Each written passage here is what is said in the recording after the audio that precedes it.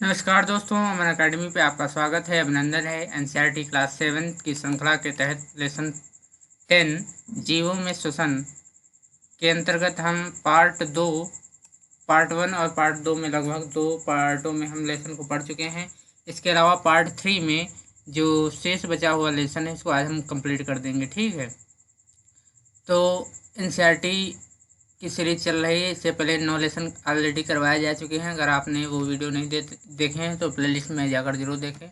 और अगर आप हमारे चैनल पर पहली बार आए हैं तो चैनल को सब्सक्राइब कर लीजिए और बेल आइकन को ज़रूर दबा लीजिए। इससे एनसीईआरटी की जो श्रृंखला चल रही है अनवरत चलती रहेगी। 7th के बाद 8th 9th 10th और 11th 12th भी आपको पढ़ाया जाएगा। अगर आप हमारे चैनल को लगातार देखते हैं तो इससे आपको ज़रूर फ़ायदा होगा, क्योंकि एनसीईआरटी बेस होता है किसी भी सब्जेक्ट का। तो एनसीईआरटी पढ़ना बहुत ज़रूरी है, चाहे आप कंपटीशन एग्ज़ाम की तैयारी कर रहे हो, चाहे आप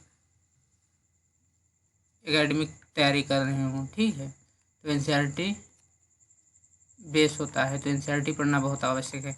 इसके अलावा इस लेसन को हम जहाँ तक हम लोगों ने कंप्लीट कर लिया था, आज उसी के आगे कंटिन्यू करेंगे। तो यहाँ तक ये कंप्लीट हो गया था। अब हम आगे इसको कंटिन्यू करते हैं। क्या पादप भी श्वसन करते हैं? क्या पौधे भी क्या करते हैं? श्वसन करते हैं। क्या पौधे भी श्वसन करते हैं?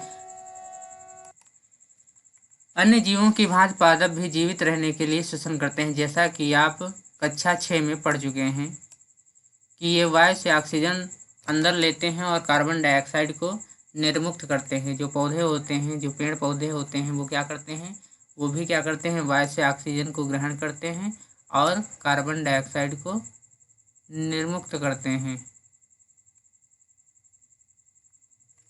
इनकी कोशिकाओं में भी ऑक्सीजन का उपयोग अन्य जीवों की भांति ही ग्लूकोज से कार्बन डाइऑक्साइड और जल में विखंडित करने के लिए किया जाता है। पादप में प्रत्येक अंग वायु से स्वतंत्र रूप से ऑक्सीजन ग्रहण करके कार्बन डाइऑक्साइड को निर्मुक्त कर सकता है। अध्याय 1 में आपने पढ़ा था कि पादप की पत्तियों में ऑक्सीजन और कार्बन डाइऑक्साइड के विनिमय के लिए सूक्ष्म छिद्र होते हैं, जिन्हें हम क्या कहते हैं? रंध्र कहते हैं। पत्तियों में क्या होते हैं? छोटे छोटे छिद्र होते हैं, जिनको हम क्या कहते हैं? रंध्र या स्टोमेटा कहते हैं। पादप की अन्य सभी कोशिकाओं की भांति ही मूल कोशिकाओं को भी ऊर्जा उत्पन्न करने के लिए ऑक्सीजन की आवश्यकता होती है। जो पौधे होते हैं इनको भी क्या होता है? कोशिकाओं को ऊर्जा उत्पन्न करने के लिए किसकी आवश्यकता होती है? ऑक्सीजन की आवश्यकता होती है। मूल मृदा कणों के बीच खाली स्थानों यानी वायु अवकाशों में उपस्थित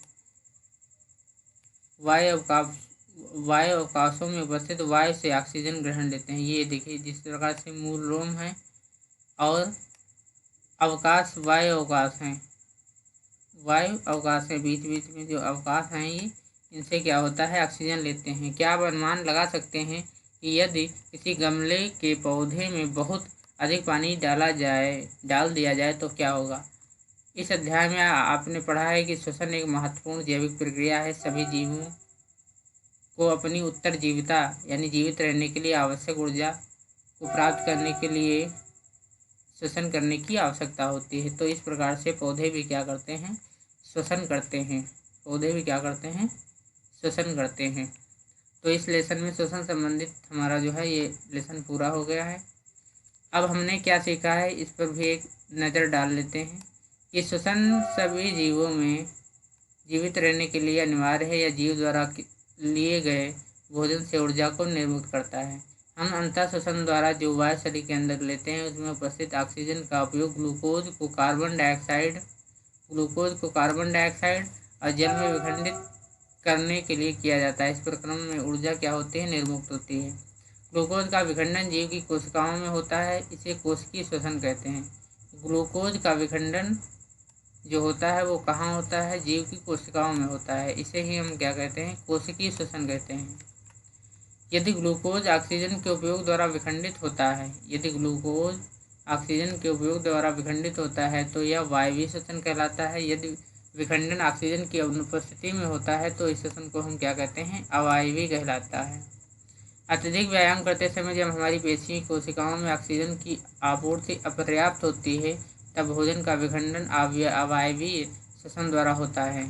सांस लेना श्वसन प्रक्रम का एक चरण है जिसमें जीव ऑक्सीजन समृद्ध वायु को शरीर के अंदर लेता है और कार्बन डाइऑक्साइड समृद्ध वायु को बाहर निकालता है, और गैसों के विनिमय के लिए विभिन्न जीवों श्वसन अंग भिन्न भिन्न होते हैं।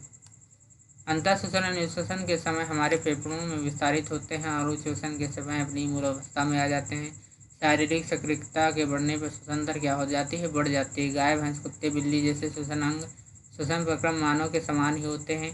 केंचुओं में गैसों का विनिमय उसकी आर्द्र त्वचा के माध्यम से होता है। मछलियों में क्लोम होते हैं और कीटों में श्वास प्रणाल होते हैं।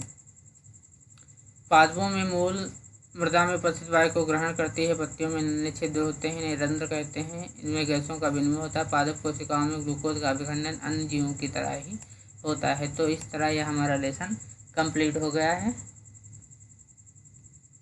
ठीक है, ये और नेक्स्ट वीडियो में अगले लेसन के साथ, लेसन 11 के साथ हम लोग हाजिर होंगे। धन्यवाद।